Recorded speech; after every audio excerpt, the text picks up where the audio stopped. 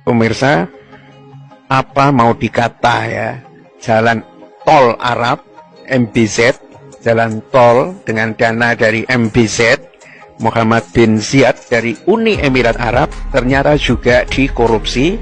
Dan yang luar biasa ya, tapi yang menjengkelkan gitu, yang korupsi adalah orang-orang yang anti Arab ya, gerombolan anti Arab itu, malu-maluin bangsa ini ya kan.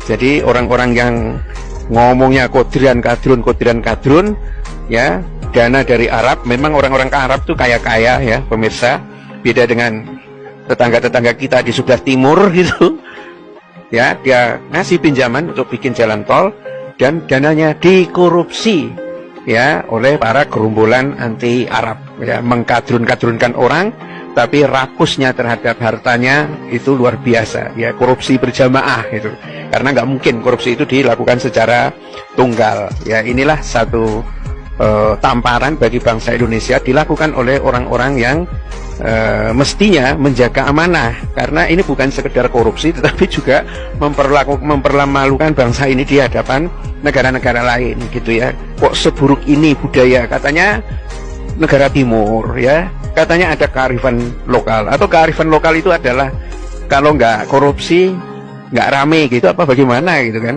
Tetapi inilah kenyataannya, dan ini diungkapkan oleh Komisi 3 DPR ya. Tindakan korupsi pembangunan tol layang MBS ya, Muhammad bin Ziyad ini sekarang menjadi Perdana Menteri di Uni Emirat Arab, itu adalah mempermalukan bangsa ya. Ini dikemukakan oleh anggota Komisi 3 DPR RI Santoso yang mendukung langkah Kejaksaan Agung Kejagung untuk mengusut tuntas kasus dugaan korupsi pembangunan tol layang Jakarta Cikampek 2 atau JAPEK 2, atau yang biasa disebut sebagai tol MBZ ya.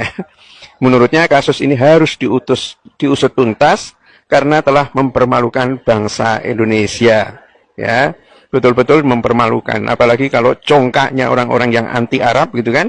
Miskin-miskin juga sih orang-orang anti Arab ini, namanya cebonger begini kan, miskin-miskin juga. Belum pernah barangkali mereka itu pergi ke negara-negara Arab ya, belum pernah mungkin ya, karena mungkin ya untuk pergi itu harus dibutuhkan dana yang cukup besar kan.